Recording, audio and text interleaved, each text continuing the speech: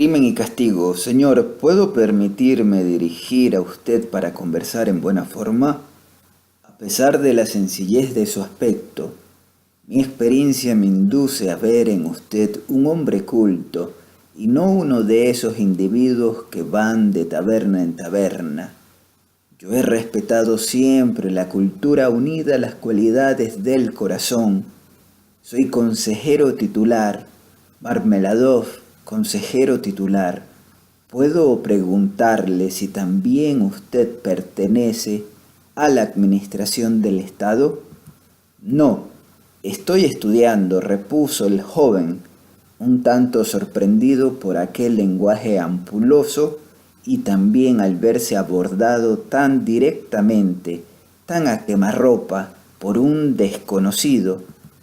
A pesar de sus recientes deseos de compañía humana, fuera cual fuere, a la primera palabra que Marmeladov le había dirigido, había experimentado su habitual y desagradable sentimiento de irritación y repugnancia hacia toda persona extraña que intentaba ponerse en relación con él. Es decir, ¿es usted estudiante? O tal vez lo ha sido, exclamó vivamente el funcionario. Exactamente lo que me había figurado. He aquí el resultado de mi experiencia, señor, de mi larga experiencia. Se llevó la mano a la frente con un gesto de alabanza para sus prendas intelectuales.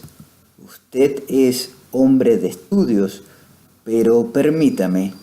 Se levantó, vaciló, cogió su vaso y fue a sentarse al lado del joven. Aunque embriagado, hablaba con soltura y vivacidad. Solo de vez en cuando se le trababa la lengua y decía cosas incoherentes. Al verle arrojarse tan ávidamente sobre Raskolnikov, cualquiera habría dicho que también él llevaba un mes sin desplegar los labios. Señor, siguió diciendo en tono solemne, la pobreza no es un vicio. Esto es una verdad incuestionable, pero también es cierto que la embriaguez no es una virtud, cosa que lamento. Ahora bien, señor, la miseria sí que es un vicio. En la pobreza uno conserva la nobleza de sus sentimientos innatos. En la indigencia nadie puede conservar nada noble. Con el indigente no se emplea el bastón, sino la escoba, pues así se le humilla más para arrojarlo de la sociedad humana, y esto es justo porque el indigente se ultraja a sí mismo. He aquí el origen de la embriaguez, señor. El mes pasado, el señor Lebeziatnikov golpeó a mi mujer, y mi mujer, señor, no es como yo en modo alguno, ¿comprende? Permítame hacerle una pregunta, simple curiosidad. ¿Ha pasado usted alguna noche en el Neva en una barca de heno? No, nunca me he visto en un trance así, repuso Raskolnikov. Pues bien, yo sí que me he visto. Ya llevo 5 noches durmiendo en el Neva. Llenó su vaso, lo vació y quedó en una actitud soñadora. En efecto, briznas de heno se veían aquí y allá, sobre sus ropas y hasta en sus cabellos. A juzgar por las apariencias, no se había desnudado ni lavado desde hacía 5 días.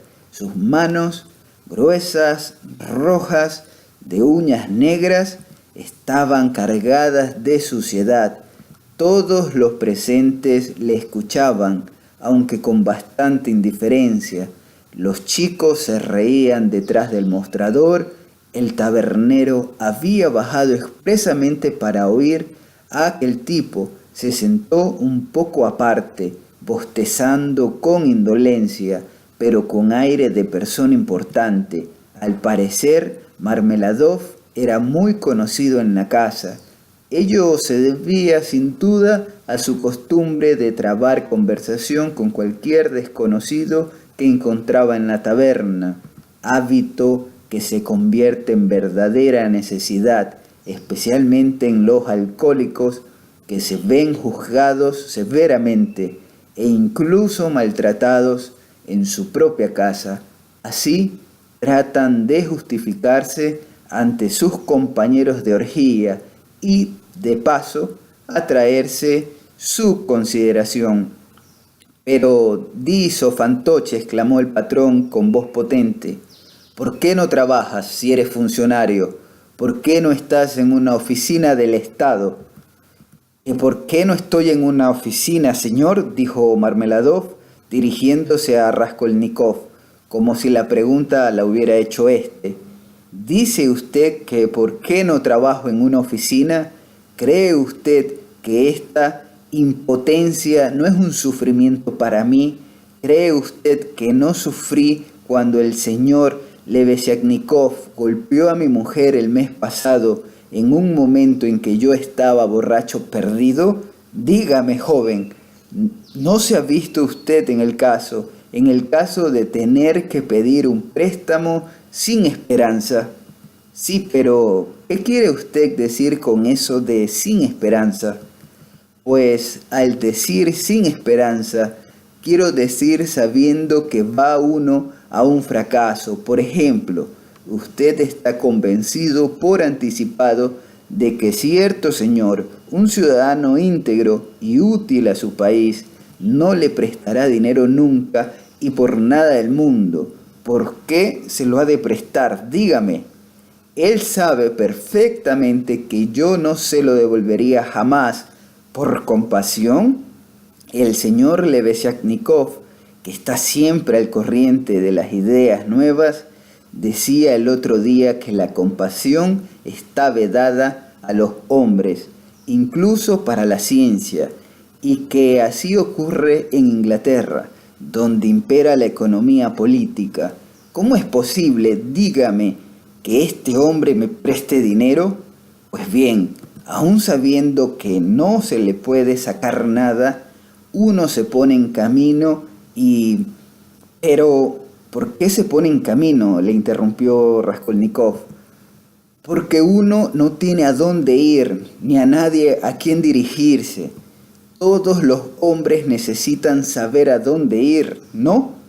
Pues siempre llega un momento en que uno siente la necesidad de ir a alguna parte, a cualquier parte.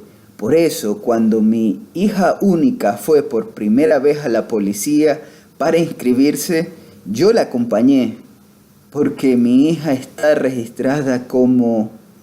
añadió entre paréntesis, mirando al joven con expresión un tanto inquieta. Eso no me importa, señor, se apresuró a decir cuando los dos muchachos se echaron a reír detrás del mostrador, e incluso el tabernero no pudo menos de sonreír. Eso no me importa.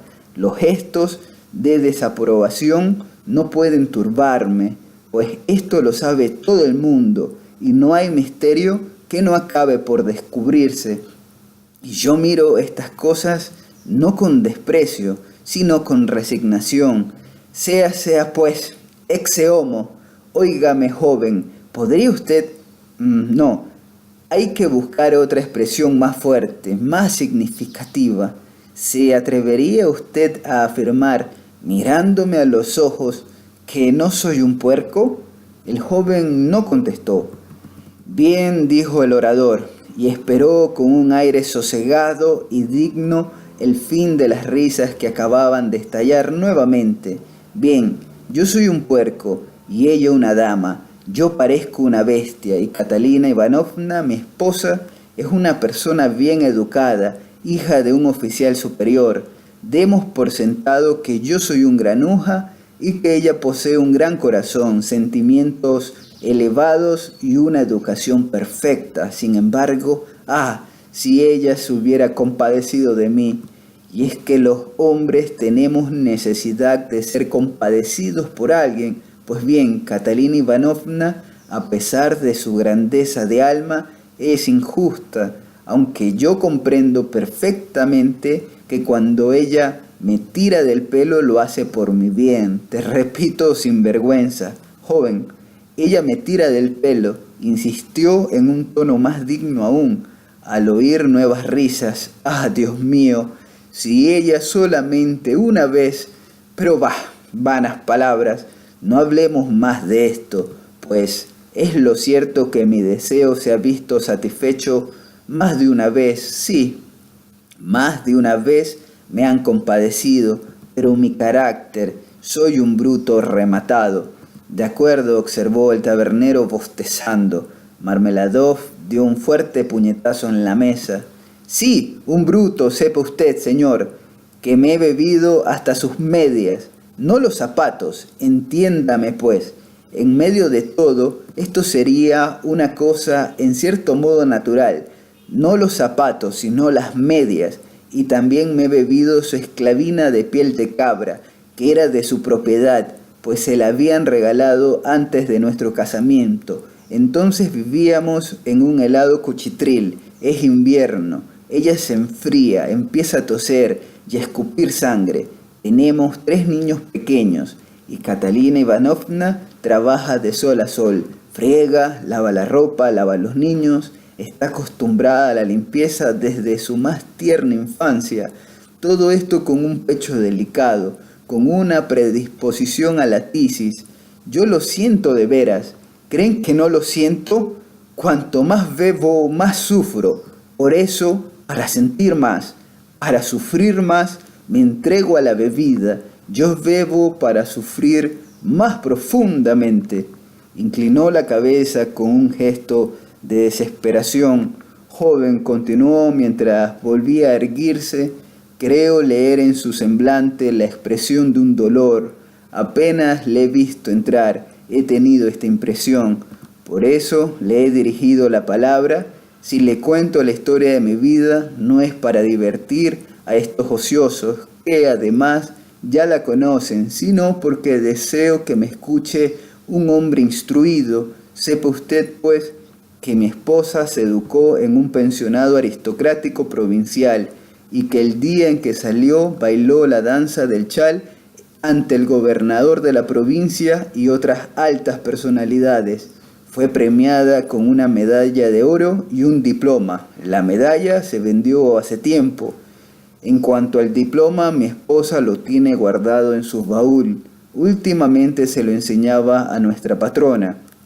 Aunque estaba a matar con esta mujer, lo hacía porque experimentaba la necesidad de vanagloriarse ante alguien de sus éxitos pasados y de evocar sus tiempos felices.